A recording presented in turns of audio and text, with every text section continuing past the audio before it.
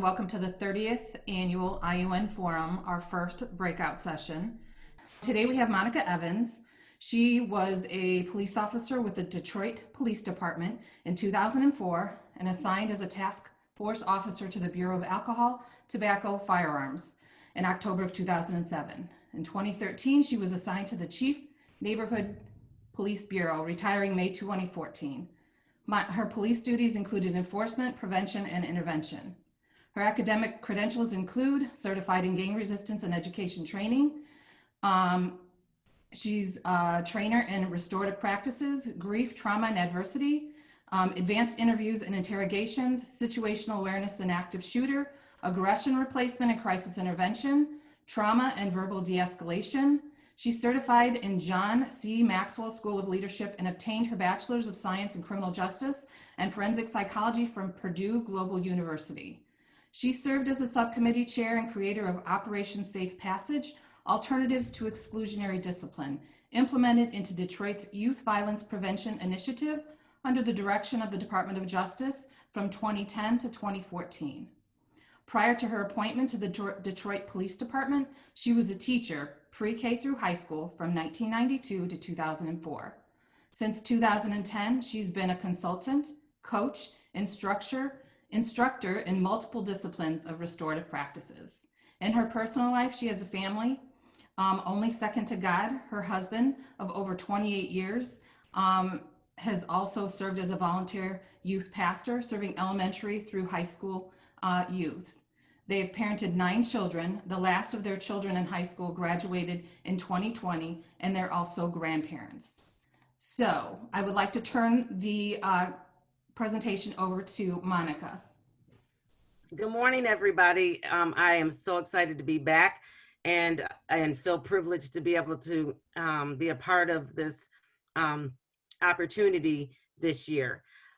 Last week, we got to address a little bit of trauma, and then I was able to share some of my personal stories with you. So hopefully some of you are back that got to attend last week. And this week, I'm going to go a little bit more in depth to what the difference between trauma is and situational crisis, and how they can coincide, and how they can make life a little bit more challenging, but also some tools to help overcome that, and for us to work on how it might impact us as caregivers and providers, as well as how do we help our constituents.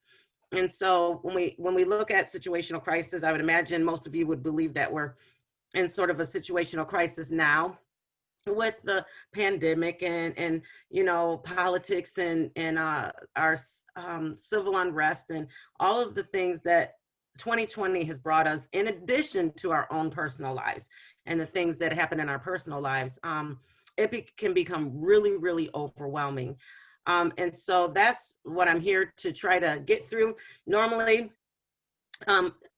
just tell me to slow down in Q&A if I'm going too fast, because this normally is a 2.5-hour training, and then this extended one is actually 2 days plus 4 hours of pre-training to this. And so it's a very in-depth kind of training. So there will be some things that I will skip through, but these slides are available to you, as well as I believe there was a packet that was sent out that will allow you to sort of delve a little bit deeper into it. So if there's any questions, please put them in Q&A, and I have a great helper team to help me answer those questions if it's something that you need answered now. If you're one of those people like me that forget, don't mind if you sort of step in and say, hey, I might forget this or something like that. So hopefully my screen is doing the right thing. Okay. So when we look at, and I'm going to have to move my little box out of the way, we need to understand one another. It is a leader's and caregiver's job to give direction, vision, and encouragement. And regardless of how good we are, we'll be ineffective without a holistic and grassroots support. Our comeback will be determined by the quality of care we provide to one another. Discerning the quality and ability of people and directing them appropriately is imperative to healing society and repairing harm. And the reason that I say this is part of restorative is understanding the intrinsic value of every human being, despite of what we see on the external person, despite some of the things that really cause us angst or frustration or anger, that person internally has value and they have contributing factors to society. It's what we as individuals are willing to receive from that, despite what we see on the outside. Just like somebody looked past some of our flaws and recognized it. And so that when we're going through crisis, when we're going to situations, it's really easy to look at how one responds to it in the sense of the external person. But internally, something is causing that. And last week I got a little bit into the brain science. Today I'll get into a little bit more physiological things on our behavior and what contributes to it. And so I just want you to think about that, step back outside of that, and how would I want people to see me even in my most vulnerable and emotional moments when I'm really angry and I'm really frustrated with things that are going on. And this is one thing I'm going to skip, but I would ask that you all have a chance to listen to Trauma by NF. I love NF. He storytells through rap and music, and it's his life story. And so a lot of his songs are extremely impactful. So I just ask that maybe on your own time, you take a chance to go to this on YouTube and try to listen to it and sort of evaluate it on what you might see out of it in your constituents. So, and this will be a question and answer because I would like you all to answer. In your opinion, I gotta move this out of the way again. My box keeps moving around, so sorry, you guys. In your opinion, what is the meaning of life? And I'm gonna go through these questions. What are your top 2 personal angst? And everybody doesn't have to answer if you want to. What percentage of time do you spend on trying to control outcomes versus allowing things to happen? And if you had the power to change one thing in yourself, what would it be? So just take a minute, reflect on those questions, and then sort of maybe put your answers in the Q&A. And Julie, if you could just read those off once we get some in there. Number 1, the meaning of life is to live by example and treat others the way I want to be treated. Awesome, thank you. 100% of the time, trying to control the outcome. I am working on changing my impulsiveness. Number 1, to serve God and fulfill your God-given purpose. Awesome. The meaning of life is to make others' lives better. The meaning of life is a relative concept. It depends on our surroundings, the way we have been brought up, what we know to be true. To seek knowledge. If I had the power to change one thing in myself, it would be to be more forgiving. I would change my impulsiveness, have more patience. I try to control outcomes 50% of the time. To respect and understand people and always love one another. Right, if all you guys ruled the world, we'd have a great place. So I always ask these questions as a sense of self-reflection, especially when I'm presenting to people that are caregivers, that have decided that they weren't going to get rich, that they were going to serve their community, they were going to serve children, and they knew that they would be constantly pouring out of themselves into others. And usually those are the responses that I get from those that have chosen a profession that allows them to love on people and to try to help them get past their struggles. But a lot of times we bring our own things in. I was laughing at just a little conversation prior to us coming on, and the one, what percentage of time do you spend on trying to control the outcomes versus allowing things to happen? I would imagine for a lot of people, especially if you're an A-type personality, that is probably, I would say 80 to 100% of the time. And that was me. So being an A-type personality, I don't see the forest for the trees. People will say, you can't see the forest for the trees. You're right. I do not see lions, tigers, and bears, or anything like that. I don't see the bugs, nothing like that. All I see is that big tree forest, and I'm going to run into it and make sure things happen. And so I don't like meetings about a meeting to have another meeting. I really hate logic models, and I understand how necessary they are. And these implementation flow sheets that some people really, really need. I am just that person that says, let's just get it done. It is really not that difficult, and let's make it happen. The problem with that is I will make it happen. The issue when one person can make it happen is that after that, it can cause more harm.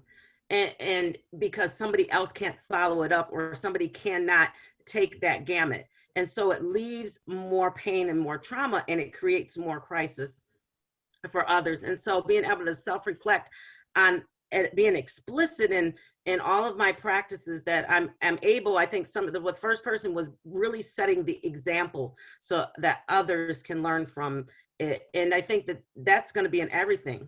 You know, when we look at the angst, nobody answered that question really of what are the top 2 personal angst.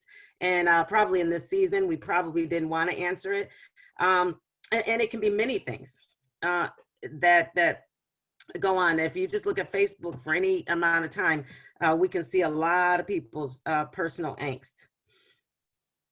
So when we look at trauma, and we're going to look at the difference between what emotional trauma can come from, and then we're going to look at situational crisis or trauma and what its impact is. And I need to figure out how to move this down, and now I got to move this control bar down to the bottom. So our emotional trauma can be a result of a particularly stressful event, upsetting your sense of safety. And I always say the easiest way to talk about that is a disruption in your emotional well-being. It can cause one to feel helpless, disconnected, and anxious. It is not the objective circumstances that determine whether an event is traumatic, but it is your subjective emotional experience of the event. So somebody said the meaning of life will be determined on how you were raised, and what your environment was, and what were those influences, and what was the greatest influence over your life. And that is true. So how you see, one person may see poverty one way just based on their experiences, and another may see poverty in a different way. One person may see a child falling off a swing in one way, and another may see it in a different way. I, as a parent, if one of my kids fell off the swing, I was like, hey, break it now, you're young, it'll heal fast. My husband, on the other hand, was like, oh my God, why did you let them go so high? Why did you let them climb that tree? Why would that happen? So based on our experiences of life and how we've done things is really on how we see things and what's going to cause crisis in us in some way. So emotional trauma can be caused by one-time events, such as what we're experiencing, COVID-19, other natural disasters, a violent attack, an accident or injury, especially if it was unexpected or happened in childhood. Ongoing, relentless stress, such as living in a crime-infested community, inflicted with life-threatening illness, or experiencing reoccurring traumatic events such as bullying, domestic abuse, or child abuse and neglect. And then commonly overlooked causes such as surgery, especially if a child is experienced in the first 3 years of their life, the sudden death of a loved one, the breakup of a significant relationship, or humiliating or deeply disappointing experiences, especially if someone was deliberately or mean. Somebody in the training seminar last week asked, should there be more ACEs added? And that's why I said I would address that this week if they were to come in, that there are so many different things, but all of these would fit into those 10 questions if we really were to dig deep in them. And I'm going to go back onto an ongoing relentless stress. This week, is looking at this month looking at suicide awareness, and also, you've got the 22 push-up challenge for veterans with regard to PTSD and how it impacts them. But then we're looking at, children and other adults that live in crime-infested communities. But you also have to look at the police that police those crime-infested communities. So when we're, whether you're going to war in another country, or whether you're policing in a community where you've seen some of the most horrific kinds of things, whether you are living that thing, we have to remember that it is impacting everybody that is a part of that on a daily basis, with regard to trauma and that relentless stress that's ongoing. So when we look at our trauma experiences, and when we look at them as those subjective kinds of things, everybody's bodies or our physical man responds in very different ways. And I can imagine, I want you all to step back and reflect on this model and how maybe you personally have experienced trauma or situational crisis, and how you might have responded to it. So traumatic events, you may have the physiological responses like fight, flight, or freeze. That's, of course, when the brain shuts down its logical mode, and that cortisol goes from the back of your from your amygdala, and the serotonins and all that, and they all hit that frontal lobe, and they shut it down to say, stop, we need to do something. Whether you need to fight, you need to go somewhere, or some people just freeze. Like if you're trying to hide from somebody, you might stop. Or some people don't know how to respond and freeze up and don't know how to handle that pressure. Overwhelmed, powerless, and helpless feelings that come over us. Shock, injury, fear. And shock can get you in so many different ways, because that's going to go back to the physiological kinds of things that happen. The release, crying, shaking, laughing, hot or cold sensations. A lot of time I've come across young people that'll laugh when they're in a very uncomfortable situation. If anybody watches the first 48, and what I always laugh at is some of the investigators say, well, they didn't respond the right way, or I think they're guilty because of this. If they had had any of the great training that I've had in understanding brain science and trauma and fear and shame, is that everybody doesn't respond the same way. My husband is one of those people that will laugh at every situation that is so inappropriate, but that's how he deals with his being uncomfortable. And so people are different, and some people may look at that and judge him and say, oh my gosh, he is so incompassionate, or he lacks tact or humility. And so, but that's just the way that he deals with things. Anger, rage, spiritual questions, and the loss of meaning. Fantasies of revenge, the need for justice and safety, suppression of grief and fears, that numbing, isolation, and denial that these things are occurring, re-experiencing events, intrusive thoughts, avoiding reminders, hyper and hypoarousal, realization of loss, panic, anxiety, survivor guilt, shame, and humiliation.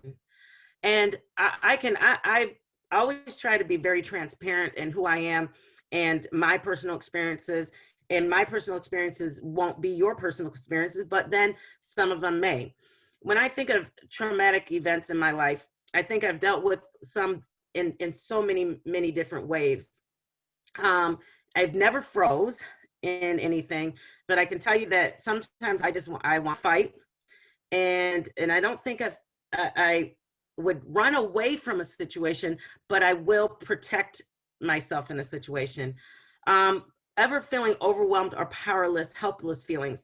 I think I shared last week when I walked into a place where we were raised that caused a lot of harm, and my sister moved into the same complex, that the overwhelming, powerless, helpless feeling came over me from a child, and that sense of fear came, and smells and everything overwhelmed me, and it really was shocking to me that I thought that I had dealt with these things. My body, honestly, when I was moving from Michigan, where I'd grown up in all my life, to here to Indiana, changing jobs and moving from one thing that I love to do as a police officer to moving to a world of which I didn't know what I was going to do. And I was blessed to be able to become an instructor and coach and consultant, but it was new to me. And my body began to respond traumatically.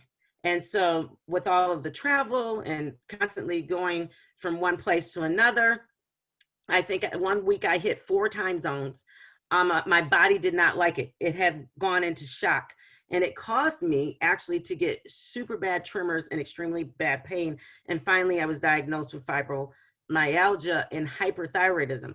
And the doctor, they sent me to psychologists and they said, are you stressed? I was like, no, I'm not stressed. Remember, I don't see the forest for the trees. I'm an A-type personality. So when there's a problem, I solve it. And so, but my body said something different. The body said, no, you are stressed, that these things are causing you. And so finally, I had a great doctor that said, what has changed in the last year in your life? And I told him everything that had changed and what was different. And he looked and laughed and he said, and so you don't see that as a problem? And I said, no, not really. He said, well, your body does. And so that was where I had to really step back and reflect on taking time and making sure that I was taking care of myself. And I would imagine that suppression of grief and fears was there. That okay, I don't have a formal education at this point, and I had always lived a certified life in the sense of what my credentials were, and was I going to be worthy of doing anything? So there were a lot of different questions that my body said and my mind said, but then I was like, nope, I can do this. I can overcome. And there's different things in our lives that happen, that go on and on and on. I would say the first time that I ever questioned spiritual things, where we get to this anger and that rage and that spiritual question and the loss of meaning, was when my nephew passed away March 1st, 18 years old, of a massive heart attack. I never in my life, and I have been a Christian since I was 4 years old and really lived out that life. Most people say, I mean, well, have I fallen? Yes, I am a sinner with grace, I tell you. But to say that I've ever questioned the existence of God or who he is as a sovereignty, I did that day. And I felt really bad and grieved. And it was something that I really had to get through to say, well, I mean, like, God, like, why would you allow this? You heal other people. Like, why, this good kid, why did this happen?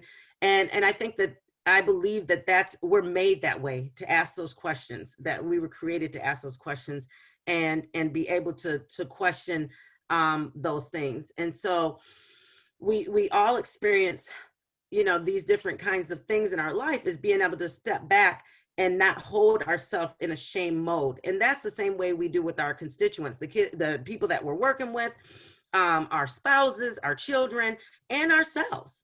And I think a lot of times as caregivers, we don't take care of ourselves and be able to reflect on it. And lastly, I've dealt with that survivor guilt and shame and that humiliation that I shared the story last week that my partner was shot and killed on duty. And I've lost a few partners. This was my last one. And I felt super survival guilt because he and I had changed vacations. It was going to be my 22nd wedding anniversary, and he had the week off because he had seniority over me.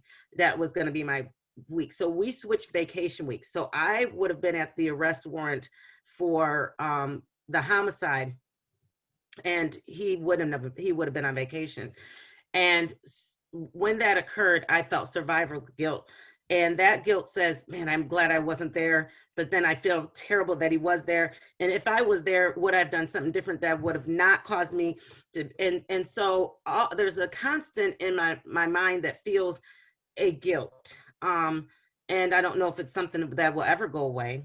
I thank God for his grace, but I'm not sure if that will ever go away. My son, last night was just sharing with me that one of his Marine buddies committed suicide last year. And he said he feels guilt over not being a better friend to him, not checking in on him. He said that he feels like that's one of his greatest failures, is not being a good friend. And what he learned from it is that I'm going to check in on my Marine buddies more. I'm going to make sure that I'm reaching out, that I can be more consistent. I couldn't save this one, but maybe if I'm just a better friend, I can. So crisis, any disruption in emotional well-being. Like I said, I was going to call it that, because a lot of times people, we say we have a mental health crisis. There's some mental issues here. Nobody likes to address the mental thing. And so I like to tell people that, okay, you don't have a mental health crisis. You're not going through mental health. Let's use the word any disruption in emotional well-being. I think every human being can say that I have had an disruption in emotional well-being. So when do these disruptions occur? Any type of broken or harmful relationship, loss of something meaningful or important to a person, the inability to control positive or negative outcomes. But are we always aware of them? And so when I want you all to think, if I could see you, I would say, hey, raise your hand if you've ever experienced any of these things. And I would hope that 100% of you guys in attendance would have experienced some type of this disruption in emotional well-being. And so when we look at trauma and we look at crisis and we look at situations, every human being has experienced pain. Now, how they see that pain is different. If they're even aware of the causes or the disruption, like I was not aware that my body was responding in a physiological way. As a child being sexually abused, I was not aware that it was wrong. I was absolutely not aware. And so whereas another child may be completely aware that grooming and that loving kind of person that's touching them inappropriate or asking them to do things inappropriately, they may fully be aware to tell or to feel that shame at the time. At the time, I was not aware that it was inappropriate. I thought it was loving and nurturing, and that was the way that men were supposed to treat little girls, and that's how you receive affection and love. And so that's the learned behavior that impacted me negatively, and I could understand how not to be promiscuous.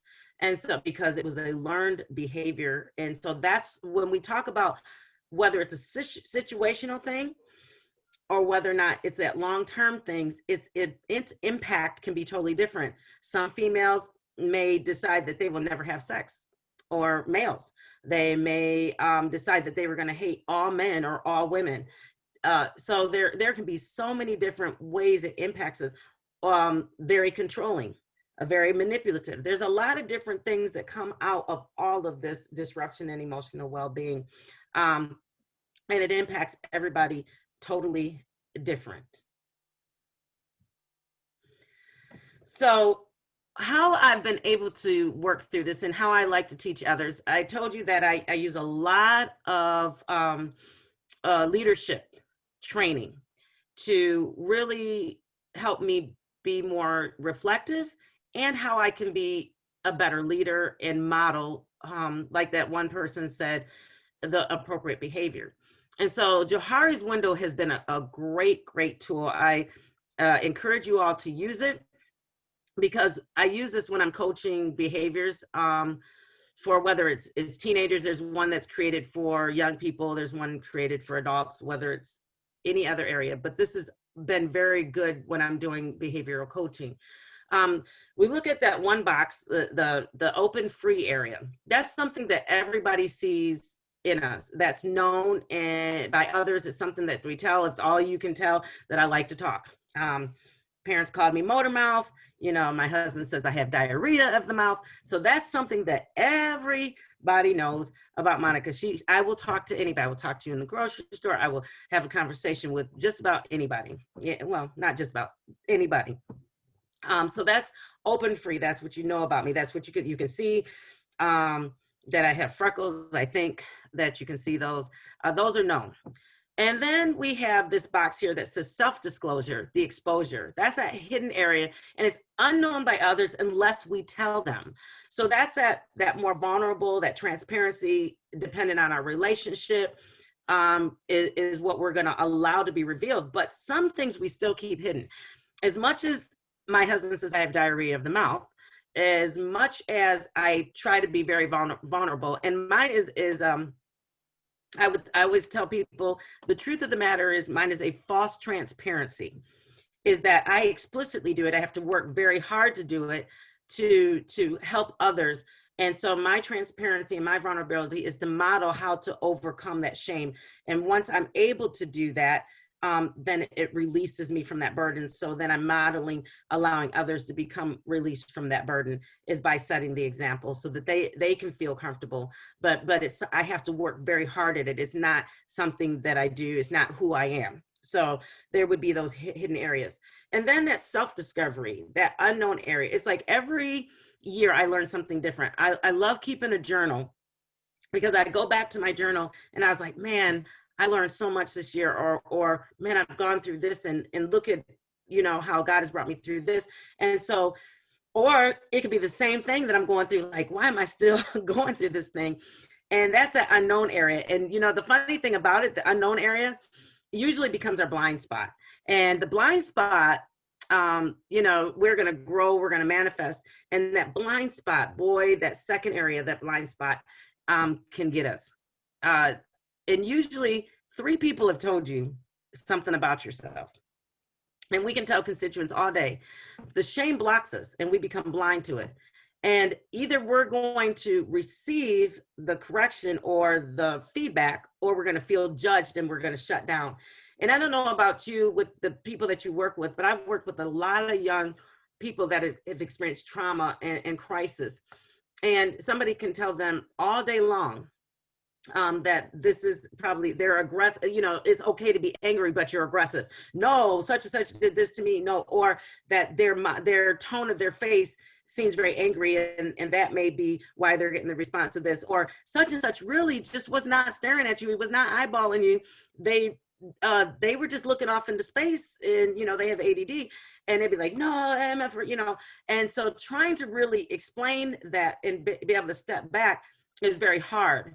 And so that's where you have to get to a point where I don't mind feedback. I don't feel judged, but it really is the tone for which, and transparency for me, looking at box number 3 and box number 2 is what's helped me open up blind areas. If I can't be vulnerable enough, if I can't share where my most difficult challenges are, whether it's my behavior, whether it's the characteristics that are good, bad, or indifferent, then I can't really help other people.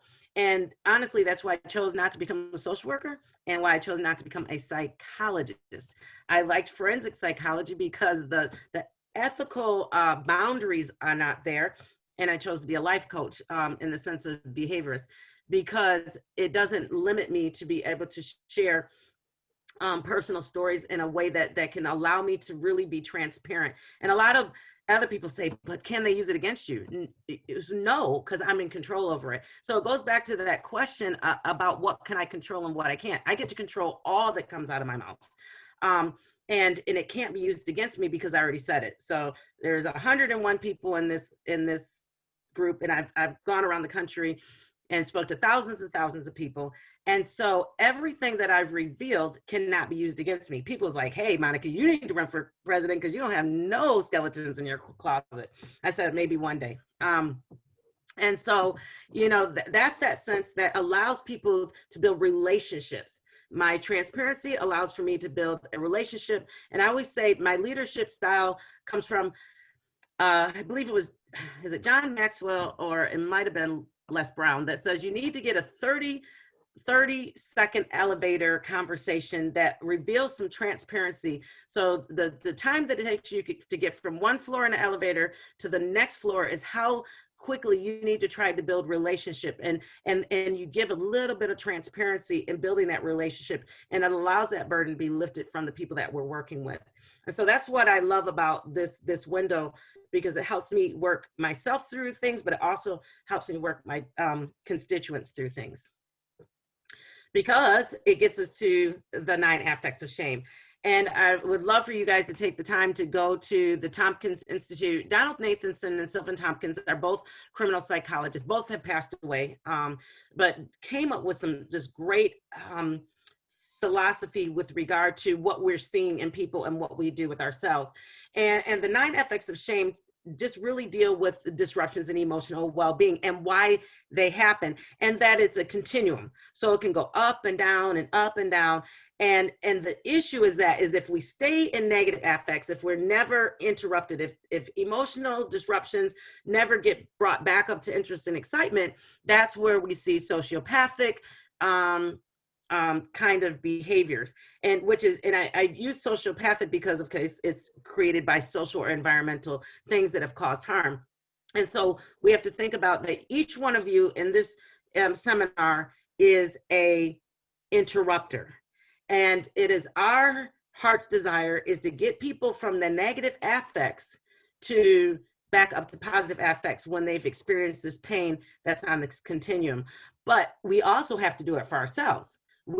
Every day we're bombarded with some of the most hurtful and painful kinds of things. When we see children that have been neglected, or a mother that's really, really trying hard, but she just doesn't have the life skills, and you know that she'd probably be better off for the children, but the environment for which she has for them is not conducive, you know, is that thing. So how do we get ourselves from that feeling, the anger and rage of the systems that don't allow us to do what we really want to do, to the fear and terror that, oh my gosh, here comes another statistic, to that shame and humiliation that says, dang, you know what, why do I do this job? I mean, you know, it's just a cycle over and over and over.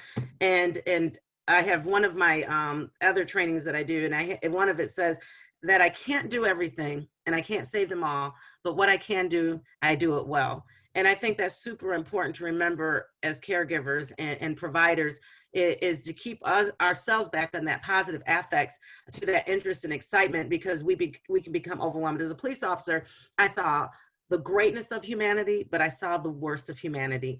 And if I were to focus on the worst of the humanity, I could become very desensitized and very angry, and very cynical, as sometimes we see police officers become, or just people in general, depending on where you are as a human. And I know that one person said that need to be more forgiving. And I think that that's really the thing. I would encourage that person to continue to focus on Johari's window and see where those things that we can work on to get us back up to that positive affects, where we can see the good in all humanity, despite of how evil or something that they've done, that they have some intrinsic worth. And so the compass of shame, and I'm going to move real quickly so I can leave 15 minutes for questions. This is adapted by Donald Nathanson, based on the ethics of shame. And this is what we tend to do. We can withdraw, we isolate ourselves, we run and hide, we attack ourselves, self-put down, masochism. For me, my only attack self, and I didn't realize it was masochism until I was an adult and learned about behavior. But as a child, I dealt with trauma in the sense of control. Was I gave myself eraser burns, and I would but I do it in front of people, like, look how much pain I can take. I can take this, or I can jump. I would go on the top of my roof, and I had a yellow Tonka truck, and we would put our mattress on the ground 2 stories up, and prove that I could take the Tonka truck off and come down without getting hurt, run back up the steps and come do it again. So the thrill seeking that goes with that avoidance and attacking self is that harm was not a thing I could control. And legitimately, I have a very, very high tolerance for pain. And I literally fear absolutely nothing earthly. And people think that I'm crazy. So when it comes to spiders or snakes or something like that, and I have literally no phobia, because that was how I dealt with my trauma, was that I fear absolutely nothing earthly. And then attacking others and turning the tables, blaming the victim, lashing out verbally or physically, and that avoidance. I never abused drugs, never used alcohol. That was the sense of my control. My control was, I don't want to lose control. And so because I don't want to lose control, I will never use drugs and I will never use alcohol, and still haven't to this day, never drank, never become drunk. And I think for my 21st birthday, I tried a cooler, and I was like, oh, this is disgusting. And so it was all about control. And people's like, oh, that's so noble. No, it's just so controlling. I'd like to think that I was really righteous, but it's not that. It's because I like controlling the outcomes. And so turning the tables, as you can tell, I can talk. And communication is a gift that I have been given. I can flip the script so fast on somebody and rip you a new butthole before you even understood that a new butthole could exist. But through that reflection of Johari's windows, I've learned how not to flip that, how not to when I feel offended or hurt, not to transfer that, but how can I be a blessing to that person that's causing harm to me?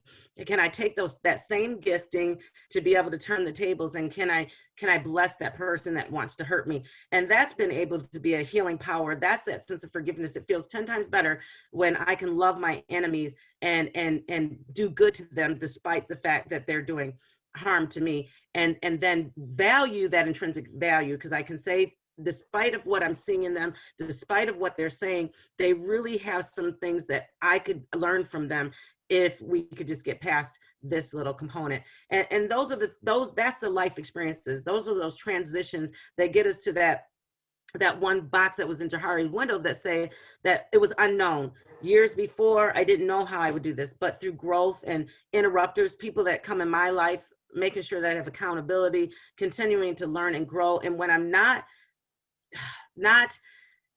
seeing things for myself, I ask. I have 3 accountability partners that I say, hey, am I missing something in this conversation? I text one of my accountability partners last night and said, hey, can you pray for this? I think maybe this is going on, and I would love to have some direction, and if you could give me some feedback, because I'm not sure if I'm responding appropriately or if I'm not seeing this the right way, because I think my heart is not right in this situation, and I want to respond right. And so that's super important. That gets us to that point of vulnerability, and I'm no good without others. That I can't do this thing on myself. I'm no good without others. We're as good as all the people around us. And so these are these different things that we tend to do when we're feeling that shame. But restorative approach allows us to lift the shame through conversations and vulnerability and transparency. And once we get our constituents and ourselves through that, it begins to lift. It really does begin to lift, and healing begins. Is just building the relationship enough to allow for that burden to lift. And I'm not going to go through this. I did address this last week. I'm so sorry, but these are things that you can find. You'll have these emails. I mean, this PowerPoint, you'll be able to go to the websites and find these different things, because this is really the crust of how we work with our constituents, is that, and I addressed this last week, so hopefully you were able to see the social discipline window and how it's important for us to work with ourselves and our constituents with regard to accountability. So fair process and our tools for strengthening those relationships. When we look at fair process, and the central idea of it is that individuals are most likely to trust and cooperate freely with systems, whether they themselves win or lose by those systems, when fair process is observed. And this is another leadership kind of training, I guess, and books that you can read, and the references are there for you. But when we look at processes, see, a lot of times we look at justice and we look at trauma and we look at pain and we think, oh my God, this is not fair.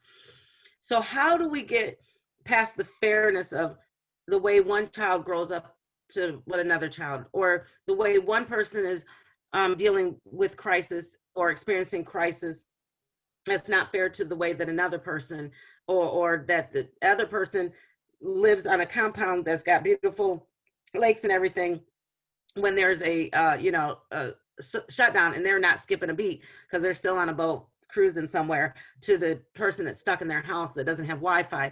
So the fair process is the central idea, is that individuals are most likely to trust and cooperate freely with systems, whether they themselves win or lose by those systems, when fair process is observed. And what that looks like is this. How do we build those relationships? People respond to this whether they win or lose by it. One, external.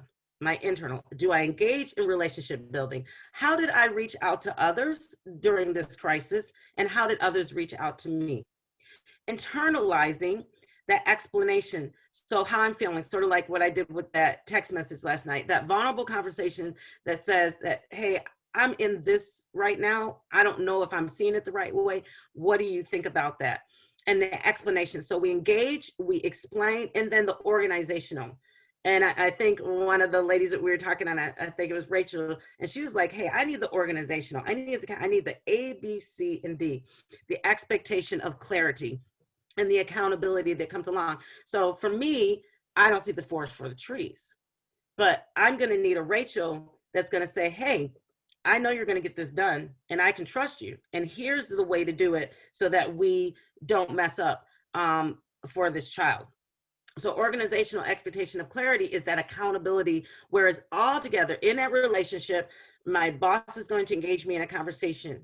They're going to explain those vulnerable conversations that, you know what, life isn't always fair, and there's going to be these things, but through relationships, through interrupters, through explaining and having those vulnerable conversations, that there are so many people that have overcome these things. And here's how the tools, and the organizational, here's the tools for you to be successful. And that goes back to that social discipline window where we talked about high control and high support on an equal plane, that says, I want you to be successful, and here are the tools. And yes, all these things. So we empathize with all of the pain that we've gone through, those of us that have had trauma and those of us that have experienced pain, every human being that has experienced a disruption in emotional well-being. But the expectation of clarity is the accountability and how we will get through this, because we believe that every human being has intrinsic value and the ability to contribute to society in a very meaningful way. So this creates energy in the families, in work, and in your community, when everybody feels like they have value, despite whether we agree on religion or politics or anything. That past those 3 disagreements, there's probably 10 things that we agree on. And that's how we pull out the giftings of every human being, and whether they've experienced that. So that's how we encourage, is through the key of that fair process. We engage people, we explain, and we expect that they can contribute great things despite of where they came from. And we can over encourage. Their schools often are using PBIS, positive behavior intervention systems, and it talks about 4-to-1 praise. And I've always cautioned teachers, they'll say, I need you to pick up the blocks, please, and thank you. And I always have a problem with that. I would ask them to pick up the blocks, please. Once they see the organizational expectation of clarity and accountability, would say thank you after they've picked up the blocks. The expectation, because see, I engaged in the conversation. Hey, Johnny, 5 minutes from now, we are going to go to recess.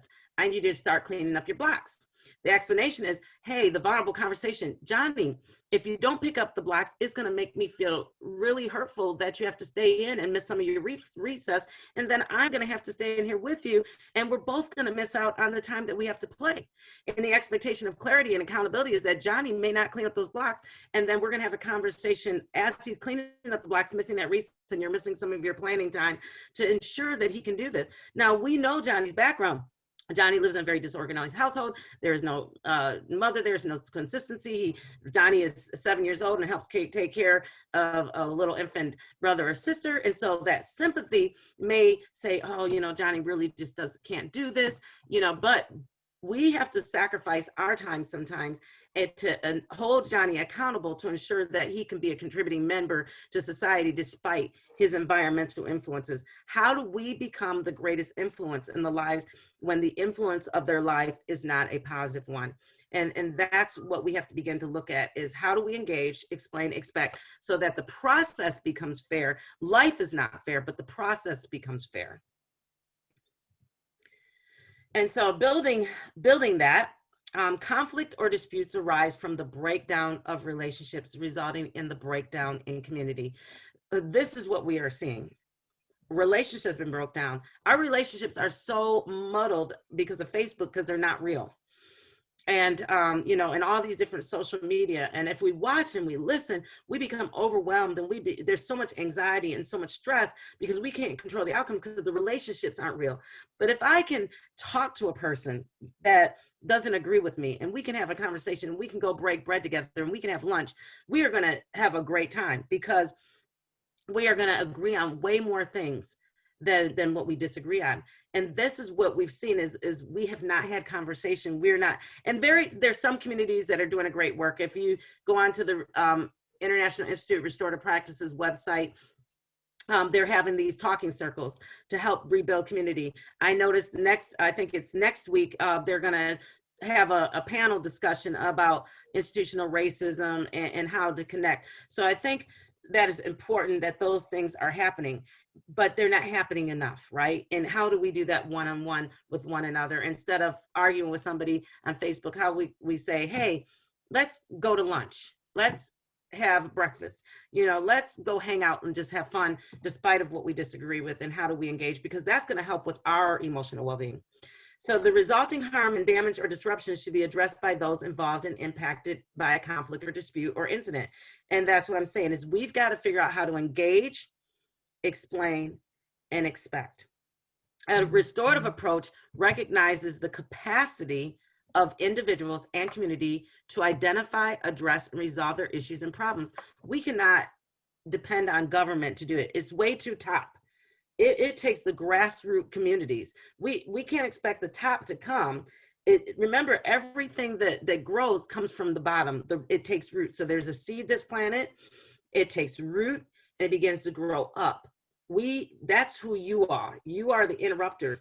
You are the ones and individuals that's in the community that's going to create a change of norm. But we have to be able to step back from a sympathy mindset or anger mindset and turn that into understanding the intrinsic value of every human being, despite whether I agree with them or disagree, and how can I work to create a greater community where I live. I don't get to influence the whole world, but I can influence my family, and I can influence the little community that I get to have a part of.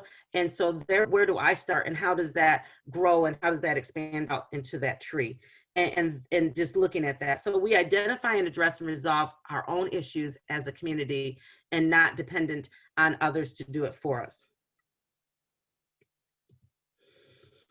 So when we put it all together to cope, a lot of times we're trying to do this for ourselves. We don't have the tools or success or things to be able to do it. One is the physical self-care. I have determined I need to start exercising.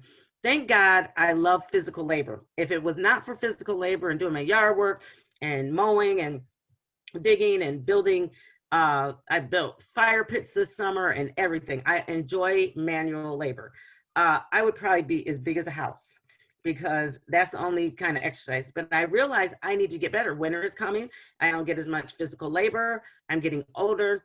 I will be 48 in a few months, and my body needs the exercise. So, and I realize I feel better. My aches go away when I've exercised. It gets the adrenaline and the chemicals in my brain are much more balanced, and just eating right. So getting adequate sleep, creating a diet or fuel to your body, getting enough exercise. So I began to do these smoothies for all the females in my house, because we have those mood swings, and I found exactly the right nutrients in the powders and green leafy vegetables, and making these smoothies to really ensure that we are balanced in our bodies. That's social self-care, getting enough face-to-face time with your friends, i.e. Zoom, Duo, Messenger. Intentionally nurture your relationship with your friends and family. As every day I try to reach out to somebody that I haven't heard from, or try to connect in some real way, because it's super important. Spiritual and self-care, meditation, attending a religious service, online, small group Zooms, praying, reading spiritual growth books, etc. However you're going to do that. Now, most of us have been able to go back to church. Our church has been really good at creating small groups. So every Sunday, we got in these little groups that are different than who we are. It's interesting. My husband and I have lots of seniors in our groups, and we've connected. And so every Sunday after church, we go out to lunch. And I'm learning so much from our seniors that are in our group. I would say they're all like 60 to like 78. And those conversations are so awesome. So being able to be connected and finding value and learning from everybody. Emotional self-care, talking with trusted friends, family, clergy, or therapists, journaling, exercise, stretching, breathing techniques. And that has been huge for me, my journaling. Is being able to go back and reflect. There's times when I'm really angry, and you'll see that on a page. And then I'll get myself together, and you'll see that on another page. And it's quite interesting, my ups and downs. If you were to read my journals, you probably think that I've got super bipolar, all kinds of stuff. But I tend to get myself under control after I've sought out some counsel. And then that mental health care, which includes doing things that keep your mind sharp, like puzzles, learning about a subject that fascinates you, practicing self-compassion and empathy for others. And so I can step back and say, oh, how can I serve my community? During COVID, I would send maybe care packages. My husband and I might have pizza delivered to a house, or we'd make a meal and we drop it off on somebody's porch. And in those ways, that really just, it helps you feel encouraged that you could be a blessing to another, and then blessing that other person. And so just really thinking about, how can I be empathetic? How can I be intentional for my self-care? And a lot of times we don't think that helping somebody else in such a minuscule way is self-care, but it really does help with the psyche and our mental well-being. When we look at building that framework for a sustainable response to crisis, we look at the influential adults, which model restorative language and behaviors. And I've talked about some of that language, and that would take a whole nother training, because that's a 2-day training on restorative language. But really, it's just encouraging in a way that holds one accountable and lets them know your vulnerable feelings. That says, hey, when you do that, it makes me feel, and I feel frustrated, and I really don't want to respond this way. So I need you to show me a different tone or show me a different behavior, because I don't want to feel disrespected, and I don't want you to feel disrespected. That would be restorative language. That's engaging in a conversation. That's explanation, explaining to them how this is impacting you and how you don't want to impact them. And then accountability that says, hey, we've got to learn how to talk to one another, because I don't want to respond negatively and I don't want you to feel disrespected. Young men always, I would ask them, I was working with young men that can have a lot of aggression and a lot of anger. And I always say, what's the biggest thing that makes you mad? And they say, when I'm being disrespected. I say, okay, so what does that sound like? And what does that look like for you? Because I don't want you to ever feel like I'm being disrespectful. And they just look at me like, what, you really care? And I was like, I'm not being sarcastic or anything. I just really like to know, because I don't want to be disrespectful. So they explain that to me. And then there's sometimes, once that relationship is built, I'll say, hey, such and such, you're about to put me in a position where you're going to feel disrespected, because right now I feel disrespected. And because I'm a human, my response may not be what you want it to be. So what I need you to do is I need you to respond to me as if you would want me to respond to you. And then we're able to, so that's restorative language, is that expectation of organizational, the expectation of the behavior, and that language that is very, very transparent, because I'm talking about, I'm modeling my emotions, my feelings, and what might come out of that emotion. And I'm teaching them how to express their emotions appropriately. Physical environment promotes a culture of care. I've been around the country and I've seen schools that have some of the worst behaviors. And interesting enough, that classrooms and schools that have some of the worst behavior have some of the worst environments, in the sense of physical environment. They're not clean, they're not maintained, bathrooms smell bad, classrooms are disorganized, teachers are completely disorganized, papers everywhere. I've seen teachers literally that are hoarders in their classrooms, where papers from years and years, and they expect that children would be able to have any kind of proper emotional response in that. And some of my consultation and coaching is that those teachers need to have a team member with them that would help them create an environmental culture that is going to be conducive for young people to learn and grow in. And if their skill set is not organization or not cleaning, then they should have a team member that is coupled with them that is good in that, and then find the area of expertise that that teacher has that would meet the needs of another team member, because they may be great with technology or something like that. So that's why I said the first beginning was discerning the gifts of every individual and utilizing them appropriate, so that we're creating a community that best meets all needs. Creating an emotional environment, promoting a culture of care. We can't create an emotional environment if we're not emotionally well ourselves. And so we may never tell our business to anybody, but it sure comes out in the way that we respond and act towards one another. And so we have to really be conscientious of taking that time. If you got to take the long route, taking an extra 15 minutes to get to work, and not waiting to the last minute, because that can also create stressors that we transfer on to our constituents. Expectations and practices that focus on restoration. One is that a community of care, the collaborative expectations, cause identified accountability versus symptom treated accountability, which I have noticed is super, super huge. It was different for me to come to Indiana and to see so many different networks work on the same thing, but separately. I found it very interesting, whereas from Detroit, we had a huge coalition that all do different things, but work together. And I saw it really impactful and productive in the city of Detroit, where while each person had an expertise, and it may be the same, you may have 10 mentoring groups, but they all worked in different capacities in a different way. You may have 10 faith-based organizations, but they work together, and all of them came together, and you'd have a faith-based coalition and a mentoring coalition, but then they all come together for one youth violence prevention initiative, and it's just beautiful.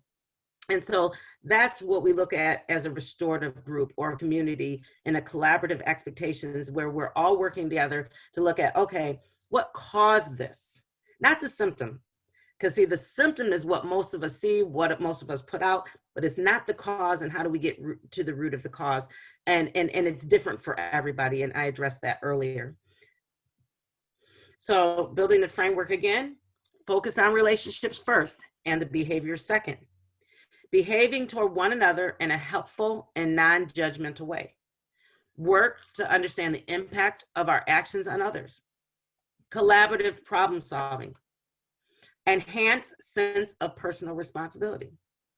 Employ the fair processes, allowing everyone to learn from harm which may have been caused, and all stakeholders have a voice.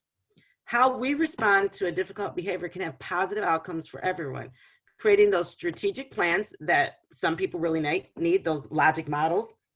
I've learned to get really good at logic models, and implementation flowcharts, as much as I hate them, for restoring and reparation, because they are really needed. While I can see a finished outcome, that logic outcome model allows me, it says outcomes right at the top, right? And then how am I going to get there? That implementation flowchart is how am I going to get there, and who am I going to engage in our community that I can work with? People say, Monica, you're such a great leader. No, I am actually really a great follower. I love assisting others where they are and help building on what it is. But in reality, I'm not a person that starts the thing. I want to come in and assist and help others build on it and get it done in that sense. And so finding out where we fit well and how we can work as a team together to build these strategic plans for others. And I was so excited to hear, I think it was Ms. Stigdon and Mr. Milner and Mr. Kelly last week talk about, the different kinds of community-based prevention networks that they were looking to support with federal dollars. And I really pray that those things manifest and that you all begin to do that work collaboratively. And I know that many of you have, because I've worked with some of you. We're going to get ready to open it up to some questions. I'm going to ask you these questions, and I'd like to have your guys' responses. And then I'm going to leave it open for you guys to just ask a few questions. So, and you don't have to answer these, but I'd love to have any of you guys, and please say 1, 2, 3, 4, or 5. How has this experience impacted you personally and professionally? What changes do you plan to make to your practice that could be immediate? What changes would you like to make but will require more time and support? And how can you be more purposefully restorative? And that could be with yourself. So how can you be restorative with yourself, your self-care, and with others? So like to open it up. Any of you guys can answer these questions. And then after we answer a few of these questions, then I'd like you guys can answer any questions, ask any questions that you'd like. This is Catherine. We have an answer to number 1. This has reminded me of the importance of self-care, as well as reminded me of how trauma manifests differently in different people. We have an answer to 1. This experience has me using a lot of self-reflection. Question number 4, I find spending time outside to be restorative, purposely seeking solace in nature and God. As a counselor, a lot of this information will be helpful to share with my clients who need to be able to think through better ways to take care of themselves. As a foster parent, I need to work on being more intentional and thinking through the restorative process with every child in my home. And then number 1, this experience has me using a lot of self-reflection. Awesome, thank you. Now we'll go to any questions that you all have. We have one. I definitely need to get more educated and learn other ways to handle trauma and understand that we all handle it differently. That was in response to number 1. I just wanted to say this was so insightful, and we'll be doing some in-depth reflecting. It helped me to look at issues from different perspectives. Thank you. I saw on one of the slides that surgery in the first 3 years of life can be traumatic. Can you expand on that? Yeah, so when a child, if they've gotten cancer or they've been in the hospital or hospitalized, remember that's a new environment. It's not a consistent environment. They're going to have continual caregivers. And so that development with regard to maybe feeling abandoned or lost, or the pain, the medications that they have to go on. A child may have had cancer or lose their hair.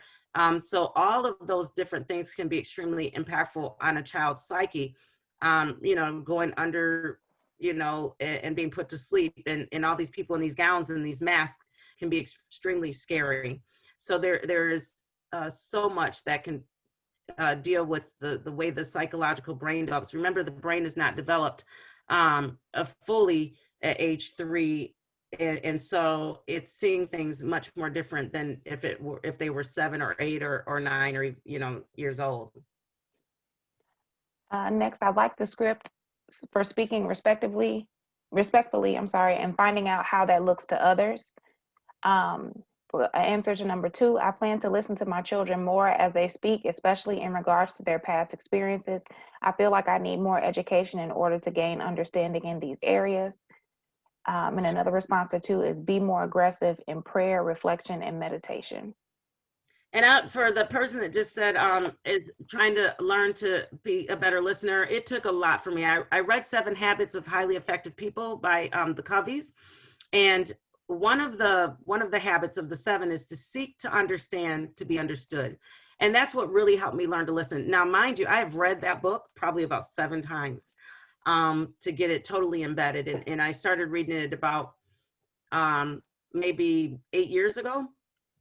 And so it's really going over, and I actually do that book with my kids. So when I'm working with teens, I do 7 Habits of Highly Effective Teens, and it has a workbook that goes with it. And maybe you guys can even do it as a family. It is a great time, it maybe takes 5 or 10 minutes, just sort of to focus on maybe one of the workbook pages. And I've included it in my behavior training that I do. So it's a really, really good way to get people to a good habit for ourselves personally. And when you're working with young people, I think they even have it for kids too. They have another one that's for kids that are, I think, 3rd through 6th grade. And then the 7th through 12th grade is the one for teens. So hopefully that helps you. We have another response to number 4. I can be more intentional when I'm listening rather than just waiting to respond. Awesome. We have a request for the name of the book again. So it's 7 Habits of Highly Effective People by Stephen Covey, and 7 Habits of Highly Effective Teens. Answer to 2, we use restorative practices here for our students. We need to use it more with the adults and employees. Where are you at? What, if I don't mind, if that person can tell me where they're at? What students do they use it with? So I will say to this. So in my consultation and coaching, most teachers will use it with the students, and it's sort of like having a circle about the circle to have another circle, because the teachers haven't gotten it yet. And so I've always told the administration that you must first begin to use it with your staff, and it needs to be from the staff to from administration to staff, staff to student, and it should be part of the culture, even in the way that they teach, because otherwise it's not restorative. It's doing something to somebody and making them do restorative practices to say that we're doing restorative practices, and it's not. So it has to be part of a community effort, because it's the modeling that goes down. You don't just tell the teachers, hey, you need to do circles in your classroom. No, it's about the language that we use with one another. It's about building community all the way around, and it becomes then a norm. And I always tell teachers, start practicing at home with your family. That's the hardest group of folks to become restorative with, and you'll get really good at it. Her response to your question of where she was the school system. She's in middle school, 7th and 8th grade, and then she agreed with what you had to say. Awesome. Did you mention the Johari window can be used with young children? Yes. So there is. So if all you have to do is Google Johari's window and put Johari window for kids, and go click on images, and you will get a plethora of like different cartoon ones. So all different kinds. You discussed about your ability to share and it not be used against you in the future, but how do you limit a child who is oversharing to the point of it being inappropriate? We don't want to shut down the conversation, but teaching um, the appropriate location. That's right. So how does it apply? And I've always talked about that with the kids that I work with. That's why I do the one-on-one coaching first. And then when we're doing, because I start when we're building relationships. So say if I'm doing circles and it's a group circle, it's less vulnerable conversations. So I might, if it's silly and you guys may be grossed out, I may ask elementary kids, hey, if you had a booger, what would you name it? If it was a pet booger, what would you name it? And they all start laughing and they, ooh, and I say, no, for real. Okay. So, and then they all go around. So it's starting with a less vulnerable kind of conversation, building that relationship. And then what do we share? What do we don't share? And that's just really, again, modeling. So if I'm having a conversation about sexual abuse, then I may share my story about sexual abuse. If I'm talking about growing up with alcoholic stepfather, then I may share what that looked like. One thing I don't share, if you haven't noticed, is that what the abuse exactly was. And so by modeling that I was abused, or that I never go into detail about exactly what it looked like to the extent of what it was. And so those are the things that we've learned how to be transparent. Remember, I said that I have a false transparency, and that's what I mean by false transparency. What can restorative practice contribute to the national effort to re-envision public safety and policing? Oh, that's a great question. It's what it looks like in Detroit. If you've noticed, if you haven't seen them on national news, they tried to start rioting there. Some of the people from the outside, it was the community that came in and said, no, we have restorative police. I trained 300 and something police officers in restorative practices when I was there. And we have a organization called Skillman Foundation, it's philanthropic, that invested into another community organization. This is what I mean about organizations working well together. They're Black Family Development, who have trained over 400 blocks in the city of Detroit of leaders in those blocks to be trained in restorative. And they have restorative circles at precincts with community and law enforcement. And each commander that's at those precincts run those community restorative circles. So that's what it looks like. So that when unrest tried to creep in, externally from people that were outside of that community that didn't understand the relationship, the strong relationships between Detroit police and the community, they were shut down very quickly by the community. So that's what it looks like. And you have to have leadership that's willing to see the restorative approach. I'm not going to say that it wasn't challenging to train police officers to be restorative, but what I will tell you that it has helped the psychological for the police officers, the PTSD and all of the trauma that police officers experience really was causing a lot of officers to have alcoholism problems, a lot of stuff that people don't see from the outside, and to deal with all the stress that they experience and bringing it home to their families. And so by them being able to go into the communities and build relationships with the people that they were serving in a real way, and have those vulnerable conversations where a police officer could say, hey, this is how it's impacted me. And then the community saying, wow, you're experiencing the same trauma. Then that breaches that relationship. And so sadly, you don't have a lot of leaders that want to invest in that way and actually bring it to the academies and then training in crisis. So it's great to have restorative practices for a police officer. But if they don't understand trauma for themselves or have this, to say, hey, you need to look at yourself and are you transferring harm unto others? Are you taking your anger and you're transferring it to your community when you're answering a run? And so that's some of the thing that the dilemma that we're seeing is a transference of harm from law enforcement to the community, where you're seeing the aggressive behavior of police onto citizens that may not be necessary. So that's some of it. So what coalitions need to be developed in Northwest Indiana?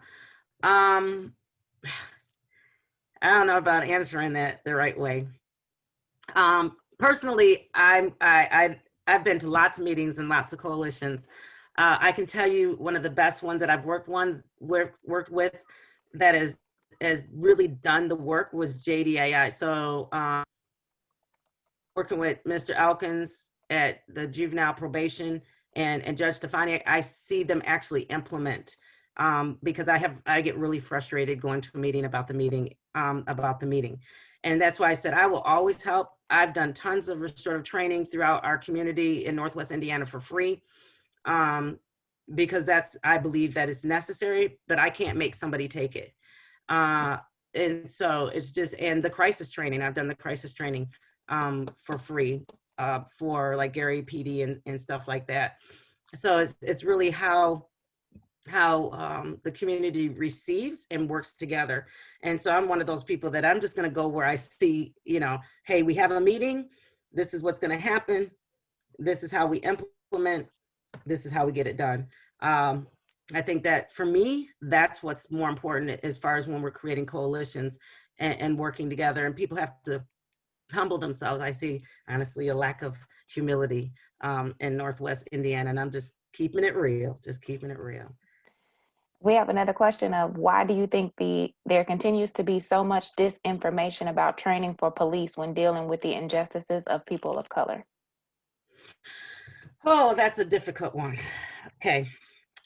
So from my personal experience, working in a department with about 3,500 police officers, being in the academy, what I would say predominantly white males, I think there were 3 Black females in my academy class, maybe 5 or 6 Black males, and the rest were white females and white males.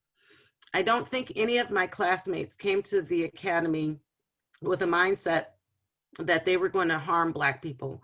So with an implicit or an explicit bias, I don't believe they came in that way. I think training needs to address, I do this in a whole nother training, and this would take a whole, literally that training is cultural awareness, a restorative approach to cultural awareness.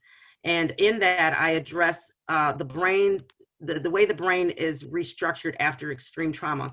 So PTSD, if you were to talk to a lot of Vietnam veterans, they have an issue with Asians or Vietnamese people. People that have been in the Kuwait War have a problem with Middle Eastern people. And so now they put them all in a box. And so the brain begins to develop a fight sense constantly that's not there. And so there's a whole nother brain study that I do with regard to how that would look in police training. And I address it when I do trauma training with police officers, that we can get an implicit bias and be completely unaware of our biases. I think that would take a long time to really help you. If you want to email me, I have a couple studies that I send to people, and I'm sure that they'll put my email in the link afterwards, because I do have a whole brain study in science on why we are seeing the social, the racial issues within white police officers onto Black citizens. We have a comment that your last comment was right on regarding humility. Thank you. How do you think that we can be more aware of our biases, whether implicit or explicit? For myself, what I did was Harvard, if you go online, Harvard has an implicit bias test. And I take it quite often. I would say I take it maybe every 4 months just to evaluate my biases. It is a great test. It's going to take some time. It's got, I want to say maybe 10 categories. And it helps you be very, really, it is I believe it's my responsibility and our responsibility to educate ourselves and to try to see where I might have biases. Remember, if I was raised in a Christian home and I have these Christian values, if my mother never got on welfare and we were in poverty, then my bias is going to be like, well, welfare, nobody needs welfare. Everybody needs to be a Christian, or they're all going to hell. And because my environment influences my bias. and I may not completely be aware of it. So I think it's important I think Harvard has, I would say, the best implicit bias test. Evaluate it and really reflect on it. And how, and some biases are good. I will not say that all biases are bad. Some biases protect us. I don't go to the gas station at 2 a.m. in the morning. And I'm definitely not going to the gas station at 2 a.m. in the morning on Dickerson and Hampshire in Detroit, or on a certain neighborhood in Gary, because I'm biased, right? There's certain things that go on in that community. There's certain kinds of things that happen after 2 a.m. in the morning. It's a bias. It's a protective factor. Okay. And then can you please repeat the link again for the implicit bias test you said there was? It's Harvard. So just Google Harvard's implicit bias test. Okay. And then as far as this forum goes, we'll be discussing implicit bias also on October 16th with some other guests, so we can continue this conversation. Yeah, I'm looking forward to that. I saw that, and some of my favorite people are on there. So that's going to be pretty cool panel. Well, I want to thank everybody for your attendance and your time. I want to thank you again, Monica, and then thank you everyone for attending today's session of the 2020 IUN Forum.